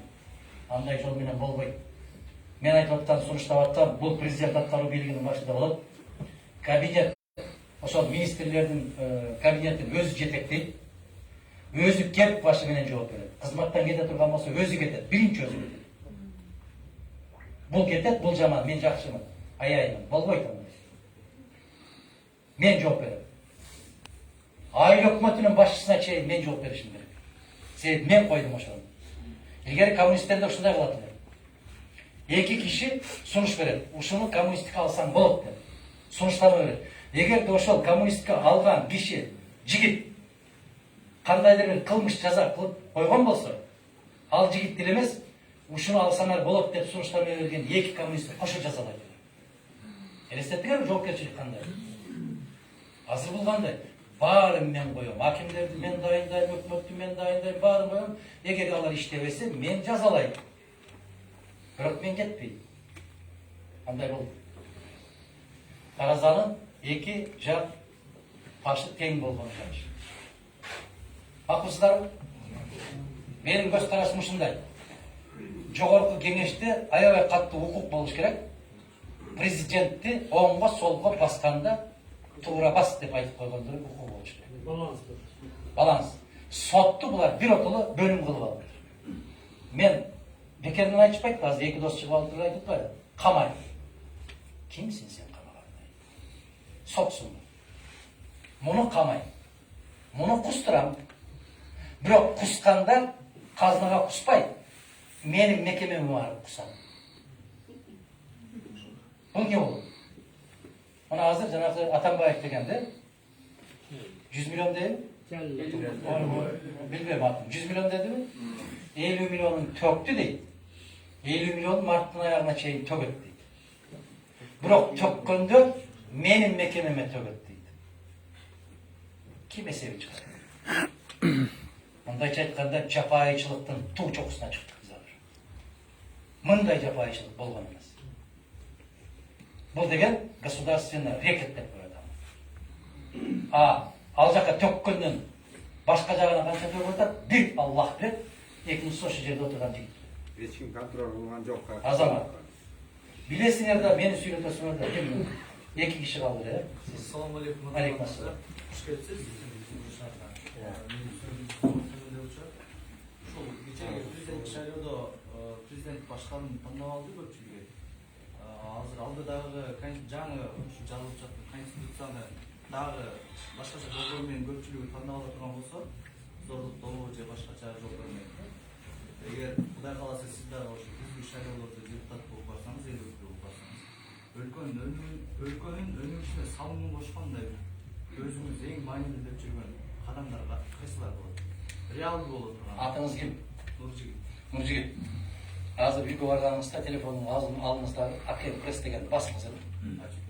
АКМ пресс деген. YouTube'da басыңыз эле. Айта берип мына чач. Жок, ошо реалдуу болбойт дейм. Мисалы, эртең барсаңыз депутат болуп барсаңыз. Бул киши бар деп атпайбы? Могу жигит айтты. Бара бербейсиң деди. Арстанбек билем? Мунарбек. Бара бериңиз деп атпайбы? Ошо эркиде барсаңыз биз мындай ишене турган, мен мисалы билем сизди көптөн бери байкап жүргөн. Башкалар билишпейт. Ошол ишке аша турган жумуштар кайсылар болот? Өлкөнүн кайсы учурда турганын билебиз, тез өнүгүп кете турган 3 кадам болот. Tez өнүктүрүп коюш үчүнчү адам мындай болуш керек, реалдуу болуш керек. Мен канча мыйзам жазсам, ошол мыйзамды туура деп колдоп турган жогорку кеңеш керек. Ошол мыйзам туура аткарылышын талап кылып, катуу талап кыла турган жогорку кеңеш болуш керек. Ошол мыйзамды аткара турган өкмөттүн курамын куруп атканда, могул кыз жарайт, могул жигит жарайт, бул эжеке жарайт, бул аксакал жарайт дегенде ушулар жарайт экен деп колдоп турган болуш керек. Ошондо гана ишке ашты. Согушту улатам экенин согушту ким жеңди? Эл жеңди. Элдин үстүнөн жетекчилер кандай болду? Жуков окшогон, Малиновский, Рокоссовский, Конев окшогон командующийлер болду. Аларды ким дайындады? Сталин дайындады. Эмне үчүн алар дайындады? Себеби Сталин ошолорго каттуу ишенди. Ишин аткара албай калгандарды эмне кылды? Каттуу жазалады. Репрессия деп айтпагыла, аны тиешеси жок. Окутуп койду да ушунда. Азыр Украина жаштарына айтып атпайбы? 41-жылы СССР Украинага кол салган экен, Гитлер Украинаны куткарганы келген экен. Эмне? А? Ким? Көрдүңүзбү жигит? Түшүндүңүз да мен айтайын дегенди. Ошол пикирлеш, саналаш болгон таза бир чоң күчтүү команда болуш керек. Ансыз болбойт. Азыркыларды карабачы, мына тургандарын. Атамбаев бир торпокту алып келип, ушул өкмөт башчысы болот деди эле 115 колдоп берди, азыркылар. Бул жарабайт, бул жакшы иштебей атат. Бул болбойт экен, жаңылышып калтырбыз деди эле 115 бошотуп берди. Анан жемдекип келди.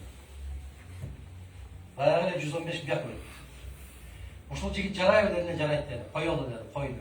Жаңылышып калтырым болбойт экен десе, болбойт экен деп кайра болуш керек. Кана принцип. Биз депутат болуп жүргөн кезде Аскар Акаевич бир министрди атын айтпай эле коёбуз, барасың. 4 жол алып келди, 4 жол өткөрбөй койгонбуз. Bir elçini başka memleketke elçi kılıp jibireyin dedi. 2 jol alıp geldi, 2 joldan ötkürmeye koydu. Anarbek Kuramayev деген, Bakayev деген болған. Кейін bunun жетекшisi oldu. Oşa kişini bilim veriyor ministrliğe görsetti, bekitmeye verdi. Al için ne gerek? Er gerek. Azlıklar, biliyor musun? Biz bergen sorularga ministrliğe cevap veren alçı emez. Azlıklar, geçe mallar kızlar görsetip bir jurnalist ardından kuğup жүрüp. Konstitusiyanı okudunuz mu dese yok deydi. Siz doğuş verdiniz de dese, verdim bir jattagan jokmун da deydi. Bir deputatты gördüңөр mü? Men okudum. 78. benim emne jönde жазылыптыр dese, mol jönde жазылыптыр деген bir deputatты gördüңөр mü? Жооп берген. Жок. Анан кантип добуш берди? Анан элдин көпчүлүгү колдоп берди деп атасыз. Мындай деп эсептейм. 3 milyon 400 bin tegerегинде шайлоочу бар. Кечеги де 3,5 миллион катышты деп айтылат. Билбейм, шайлоо канчалык деңгээлде. 3,5 milyon катышты деп эч ким айткан жок. 3'төн 1'i катышты деп айтты. 1.300.000. Бул деген 3.300.000 алсаңар туп-туура 33%. Бул 3'төн 1 бөлүк. Бул кайсы көпчүлүк бар? Ал көпчүлүк эмес. Бул bir жак. Экинчиден, анан деги жигит айтып атат. Dünyoluk praktika büyük alamda uşundaydı. Daim köpçülük asçılıkka baş etti. Anda emez. Eskeri. Asçılık köpçülükka baş etti. Bırak Allah'ın düşünümünde başka geldi. Meni sözüm emez. Doğru, anın sözü var. Kayrımaya karab bakpaysan, anda bolbaydı. Aytып атат, asçılıkta köpçülük baş eğsin deydi. Bolbaydı anda. Жана айткандай да, мына жерде отуруп сүйлөштүк го биз. Канча киши бар, момча? Канча каттоодон өттүңөр? 3000. Канча киши бар? 9000. Канча киши бар? 900 киши бар. Ар бир 30-чу кишиден бирөө бардырбы десем туура деп атпайсың. Анан кайдан көпчүлүк болот? Жок, мен айтайын деген баргандары ошол парламенттикти тандап алса болот деди. Бирок шайлоо кандай өттү, ал өзүнчө суроо да. Айым үчүн тандабады. Ал да өзүнчө.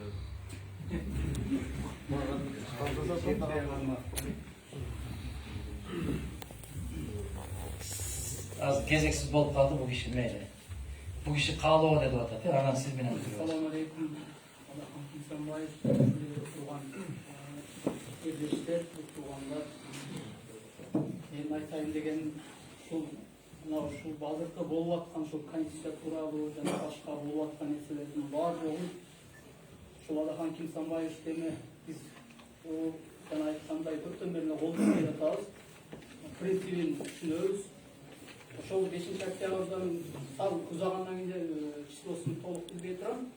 Бирок азмат узагандан кийин ошол мыйзамдуулук менен кетпей атасыңар, туура эмес жолго кетип атасыңар, мындай деп болгон нерсенин бар жогун ошондо ушул киши гана жалгыз айтып аткан, башкаларды мен көрбөй атканын.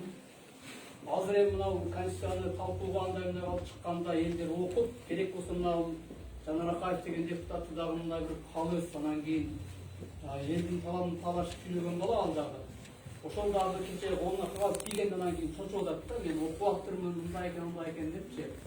Мен бул жерин айтайын дегеним, бул кишинин ушул жанагы жогоруда айтылгандай Абсамат Масариевдин 90 жылдык анда биле деген нерселер айтпайбы. Именно ошол көзү өтүп кеткенден кийин гана барктайбыз андай деген маселелер айтылды.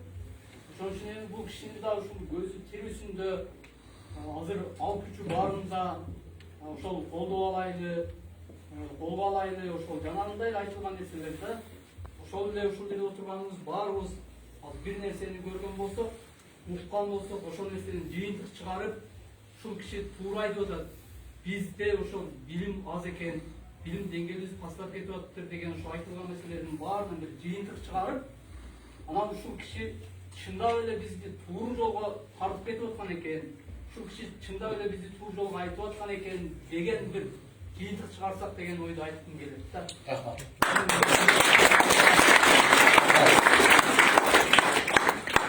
Құдай қаласа тілегіңіз іске ассын, еліңіз той болсын. Biraz özünçe çeşim kavgalarında үйренелік. Bir sizin sözünüzге ғана bir misalda. Акаев аябай қатты сындадым мен 14 жыл болды. Бүт ұрышпаттым мен. Акаевқа тиді, Акаевқа тиді деп. Кеткеннен кейін бұл ақмақ шында болып кеткен Турбай деп бала сындап баштады. Емші мен осы кезімде айтқанда ұқпадым арды. Ұқпайды да кезімде. Анан кейін жаңы мұңын өсіп шықты. Білбейді олар. Акаевтың мезгілінде ушундай болған, биринчи президент ушундай кылган десе, ошол балдар отуруп алып, ошондо каякта элеңиз деп сурап атат мен. Мен ошол жерде элем, сен бешикте элем. Сен менин сөзүмдү уккан эмессиң. Анан кийин өсүп отуруп, азыр ошол кезде тугул элек балдар мени окутуп атат азыр. Мына караңызчы. 2000-жылы туылған балдар 21-ге чыгып калды. Bir жерге барып сөйлеп алсам, сиз ошондо отурган экенсиз го, эмне кылдыңыз дейт. Аны барып атаңдан сурап атам. Бирөөлөр айтат, Усубалиев менен иштештиңиз, Масалиев менен иштештиңиз, эми алар кетип сиз эле калдыңыз го дегендей да.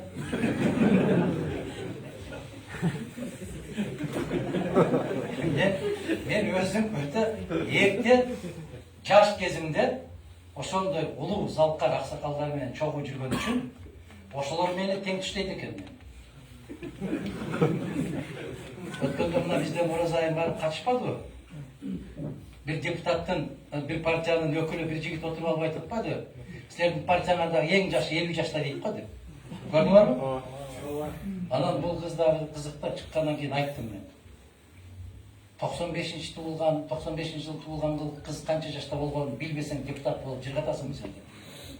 Мана мен баратамын ғой деп айтыш керек еді. Біз өте маданияттыбыз да, мына жігіт айтқандай. Мұнарбек айтқандай, өте маданияттыбыз. Біз ошол жол менен кете беребиз. Маданияттуулук менен, сабаттуулук менен жүрө беребиз. Анан сиз айтып аткандай болуп, караңызчы. Исхак Разаковичти 51 жашында кеткен жумуштан. Menden 4 yaş küçüğü mezgilinde. 35 yaşında gelgen yetekçi oldu. 51 yaşında gitti. Amerika'da 78'deki Joe Biden prezident oldu. Geldi. Kaça halkı var Amerika'nın?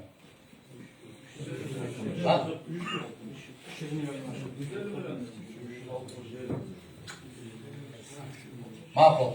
Sizdeki demez 350 milyon de paralar. 350 milyon halkı var Amerika'da. Biri dağı aytkan yok da yaşlar gelsin demiş. Birinci talap veri 74'tü, ikinci talap 76'da, ikinci talap veri 78'de. 74'te 78'de. He? 78'de. Akıllı jetmiyorlar. Emre sebep okmuşlulardan bütünдөй баарынын аныктамасы боюнча адамзаттын акылынын толук бышкан кезде 60'та аны көрсө биздин кыргыздар 60'дагы атаңдын алдап акылын ал деп ошондой айткан экен. Азыр эми илимпоздор эми далилдеп атат. Эч нерседен кабары жок кыргыз муну жүздөгөн жылдар башта айтып мунун түбү ушундай жатат. Эми буюрса ошого аракет кылабыз. Сөзсүз эле кеткенден кийин деп кайра кайрылып атабыз. Инсап берсин. Элибизге иман берсин, инсап берсин. Келиңиз. Ушуну менен батар кылабыз. Assalamu alaikum. Алейкум ассалам. Менин мындай бир суроом бар. Өз жеке оюм бул. Азыркы политикага эч кандай тиешеси жок. Биз Кыргызстан эгемендүүлүк алгандан мына 30 жылдан ашса, 30 жылдан бери Россияга карама көз карандыбыз. 19-кылымдарда биз действительно силерге мен жеке оюм кыргыздарды геноцид кылган орустар. Эмне дегенде себеп болсо бул үркүн маселесин алсак, бул кыргыздарды геноцид, кыргыздарды жок болгон, бара-бар болгон. Эмне үчүн биз азыр 30 жыл эгемендүүлүк алып, бирок азыр айта албайбыз, бирок акыркы 10 жыл, 20 жылдан кийин орустар бизди геноцид кылган деген суроону айта алсак болобу да болбойбу? Ушул вопрос Айтканга ким тыюу салып атат сизге? Hiç kim tebis alбайт. Мен жеке өзüm айта алам. Бул менин оюм. Орустар кыргыздарга геноцид кылган деп. Бирок мамлекеттик деңгээлде эч ким муну айта албайт. Себеби действительно Россия, орус мамлекетинен кыргыздар азыркы убакытта карама мындай көз каранды болот. Ушуга кандай жооп бере аласыз? Кайрат. Рахмат. Канча киши каза болду ошондо? Азыр мен точно айта албайм канча киши каза, бирок менин оюм ошондой. Эгемендүүлүктү алгандан бери канча киши каза болду? Бул геноцид эмеспи? 30 жылдын ичинде канча 200 деген жүк барды табылды? Канча киши болду? Афган согушу 78-жылдан баштап кайсы жыл токтоду? Канча киши каза болду? Кыргызстандын ичинен. Жалпы Союз боюнча 15 000. Кыргызстан боюнча 278 000 ушундай киши. 15 жылдык согушкан кечкен. Бишкекте күндө канча киши каза болду? Тарых сослагательного наклонения не имеет. Если бы, дабы, как деген нерселерге болбойт. Тарых так суроолорго жооп берет. Эгер биз ошону ушундай болгон деп айтсак, бүгүн элге, мамлекетке не пайда? Айтпай койсо не зыян? 2016 жылы 100 жылдыгына карата эстелик тургузулду. Россиянын президенти барды, гүл койду, башын ийди. Бул не деген? Бул не деген? Эмне үчүн кече корбашлар деп корбашлар чыгып, мыкты деген азаматтар чыгып кетти, ошолордун баарын союп кетти. Эмне үчүн ошолордун балдарын жооп беришкен? Эмне үчүн бүгүн Россия менен Германия стратегиялык өнөктөш болуп, Европадагы эң күчтүү соода өнөктөш? Эмне үчүн? Эмне үчүн Россиянын эң күчтүү байлыгы болгон Сила Сибири деп газ, ошонун корпорациясынын жетекчисине эмне үчүн Геркаш Шрёдер? Эгер кыргыз болуп изилдеп келсе мүмкүн битикеңе бир тууган чыгып калышы мүмкүн да. Же үңкөңө. Болобу? Келбеле жигиттер. Кенен ой. Кенен ой жигиттер.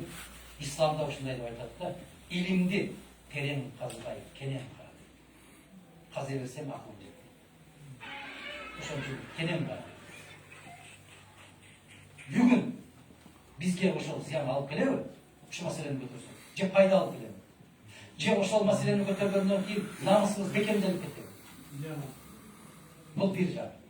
Экинчи жак, мамлекет мойнуна алып, ошол кетирген кемчиликтерин алып, кечирим сурап, жетекчиси барып баш ийип, гүл коюп аткандан кийин дагы не керек? Же ошону көтөрсөк биз кайра кайрылып 100 жыл артка кетип, ошолордун баарын көтөрүп чыгарып алабыз. Тарыхты биз билишибиз керек. Эмне үчүн? Келечекке ошол каталыкты кетирбеш үчүн. Эмне үчүн? Курманжандатка баласын асып атканда аттын башын бурду да кетти. Неге? Азамат. Бүгүн ошол маселени көтөрсөң элге пайдасы тийеби? Эмне көтөрөсүң? Өзүң кимдин жеринде жүрөсүң? Кимдин нанын жеп, кимдин суусун ичип атасың? 17-ci жылдан баштап ушул жылга чейин не деген нерселерди жасап берди Совет Союзу? Не болду? Таразага аны салды, таразага муну салды. Бири-бири менен кырылышып 50 миллион калкты жок кылган Россия менен Германиянын ортосу не болду да? Келип Москвага чейин өртөп кеткен Франция менен не болду да? Терең карабай, кенен карасыдаган. Алысты көрүп, мурдуңдун учунан ташта, арканды алысырды. Кара, келечек кандай болду? Кай жол менен барат? Эмне кылабыз? 16-cı жылга чейин канча сабаттуу жигитиң бар эле да, 16-cı жылдан 80-cı жылга чейин канча сабаттуу академиң чыкты? Кара. Канча заводуң бар эле да, 40 жылда канча завод курулду? Кара, айдан O suroogөздүн негизи кыргыз баласы көтөрбөйт болмаса. Эгер аны көтөргөндөн өлкөң өсүп, заводун дүңгүрөп, экинчи Япония, үчүнчү Сингапур, бешинчи Малайзия болуп кетсе, мен биринчи көтөрөм.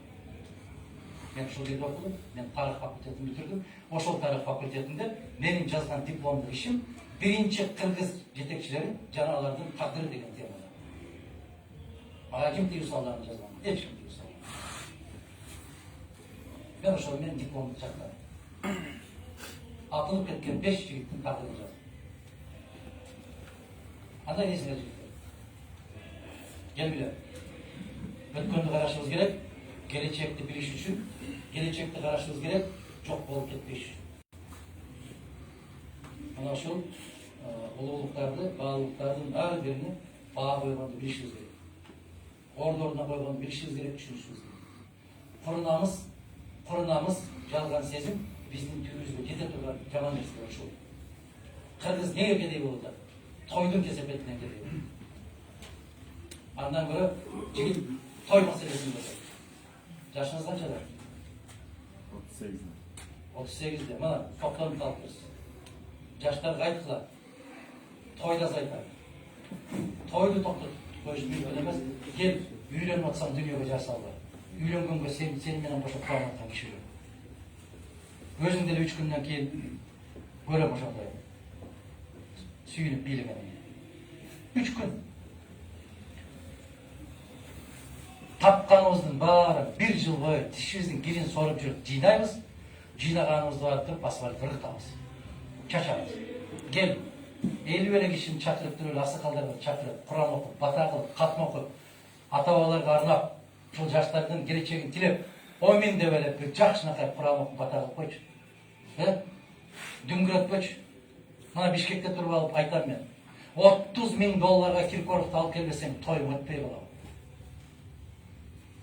$15,000 премьер-министрди алып барат. Не болду? Айланай, не болду? Ошол $15,000 берип, бул жактан артист алып барып аткан киши кыргыздын залкар артисттерине $150 бербейт, айланай. Бул эмнеликте? Көйдөн сокурлуктан. Комплексификация эмес. Мен айтам, бул кандай сезим болуш керек? Өксүктүк сезим. Кандай дейсиңер, азаматтар? Мына кече ошол саясий партиялардагы президенттикке барам деген азаматтар дагы миллиондогон акчаларды чачты, өздөрүнүн сүрөттөрүн илишти. Биз бир жерге ширеңкенин кутусунда болгон сүрөттү илдимби? Жок. Ошол караңыздар, биз партия 8 миллион жумшаптырбыз. Анын дагы 5 миллиону күрөө кайтарыла турган. Демек 3 миллион жумшаптырбыз. 3 партия биригип 1,5 миллиард сом жумшады. Чыкылдабагыла, билесиңер, окуп атасыңар. БШКны жарыялады расмий түрдө. Кайсы партия канча кетирди? Ошол партиялар чыныгы эл үчүн күйгөн болсо, ошол акчаларды жана Манас проспектинде өтүп бараткандарда көздөрү ыйлап 5 жашар, 4 жашар, 3 жашар кыздар, жигиттер илинип турат. Бөйлөгүн алмаштырыш керек, канын алмаштырыш керек, операция кылыш керек, буга 50.000 керек, буга 3.000 керек, буга 5.000 керек. Бир тыйын бере ошол партиялар өмүрүндө берди. Неге артынан чуркайбыз анда? Туз сураган койдой болуп чуркайбыз ортасы. Неге? Тандоону билбейбизби? Акылыбыз жетпейби? Ак караны ажырата албайбызбы? Арам менен адалды билбейбизби? Анда биз кимбиз? Мына Эмил мырза келди. Мен Эмил жанагы кече Жеңиш паркындагы мисалды айтып бердим. 177 баатыр, 4 маршал, 74 генерал, адмирал бир, канча контр-адмирал. Бизден согуш мезгилинде бир майор бар беле деп сурады. Генерал эмес, маршал эмес. Неге? Мына ошол ой жүгүртпөгөндүктөн, айланайындарым мен. Ой жүгүртпөгөндүктөн, кел окутуп коеюн, таза жолго жүргүзүп коеюн деген дүйшөндү сабаган бизбиз. Кел ушул какырап жаткан талаңа буудай себере десе, жок деп мууздап койгон, уркуягын мууздаган бизбиз. Ким биз ана? Кел Кыргызстан 15 мамлекеттин ичинде 5-чи, 3-чү орунда турсун деп күн түн иштеген Разаковдун аркасынан арыз жазып отуруп жоготкон бизбиз. Ким башка? Мен башка бир жазууну көргөн жокмун архивде. Биз экенбиз го. Ошон үчүн эмне деп айткан экен? Өзүн өзү. İçinde көп нәрсе бар. Өзүн өзү.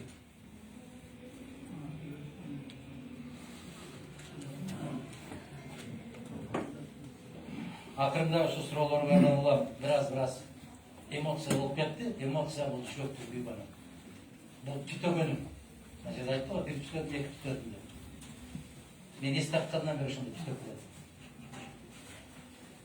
Макулсуздар ушул сөздөрдү. Ойлонобуз пайдаланайында.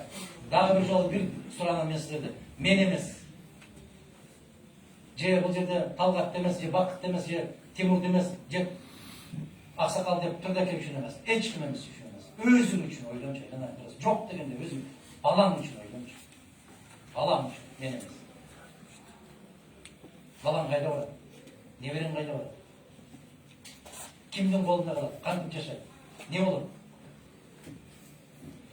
Жана бир пейилиңиз ак экен, ниетиңиз түз экен, Аллах акырына чейин ошондой кылсын. Мынау сумкамда жап жаңы керемет бир калем бар экен. Калем болсо дагы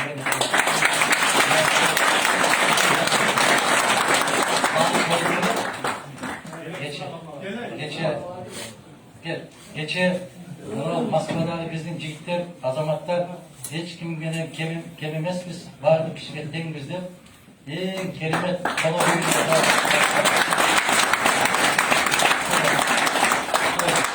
талоо үйүндө жазып туруп, мына сумкага салган экен, мына жатып жаңы ойдо. Ошол эстелик болот, э? Эмне болгон деп карай койдум мен ошону. Мен мындай кылалы. 3 saat калганбыз ижараны. Gel demek var, git demek çok da oturabilir. Yani ağır birisi yiyinizi bilelim. Ben sizlere terimler asıp bilirim. Biraz, yani birinci yolu şartlarımızlar için sizler desketip koyun ortak. Bizde uğraştı dene bile çayılmayın. Evet. Biz benim fikir almıştı. Bizge düşündürme bergen hareket kıldı. Sebep söylemeyle koyun dedim bile. Bizde uğraştı degenleri yok da. Ben uğraşkan çok mu? Kalay biz. Bak. Ben büyüğümden ayttım şu sözlerden daha. Size bağırızın takdiriniz bir.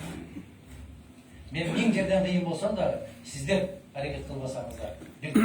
Sizler kanday talap koysanızlar da biz hareket kılmasak ondan. Rahmat. Biz birbirimizge takdirlaşmışız. Yolumuzda bir, kolumuzda bir.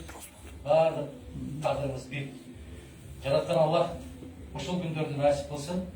Bağırınızlarda, oturganınızlarda, koyunuzlar var, niyetinizler var. Oşolorдун баарына жетишине жаратканыңыз жар болсун. Жараткан кандай максатта жаратса ошол максатта жашап өтүштү насип кылган болсун. Өзүнөн башка эч кимге муктаж кылбасын. Бирөөнүн колун каратып, бирөөгө жалбыратпасын. Өлкө катарында дагы, жеке инсан катарында дагы. Ар бирибиз өзүбүздүн жүрөгүбүз эркин, акылыбыз тунуп, пейилибиз түз болсо, сурай берсек, жараткан Аллах айтат, bu adamlar deyip, kim çın dili menen, çın ıklası menen menden surasa kolun kurup kaytarbayım deyip. Kolun kurup kaytarganda uyalam deyip. Şunun için birinci köprüğümüzü tazalaşımız gerekir. Tazalanışımız gerekir. Andan keyin suranışımız gerekir. Men oşondoy gelecekte bağırızda tağlayıp, tapkanımızda jaratlar berekesi versin. Jamanlık körbömüzdür. Aman esen, altı sanımız aman, cadrak caydar. Ata-enemizdin, tuğganlarımыздın, bala-çakalarımыздın aldına varıp, öz toprağımızı geçip, öz suyumuzu içip, öz yerimizdeki жүргөн günlerini nasip etmemiz. Bağımızın dileğimiz kabul olsun. Daha жақсы günlerimiz oluşlarına. Жақсылықта жолда. Rahmat. Ama söylesek bu. Ya. Söylesek bu.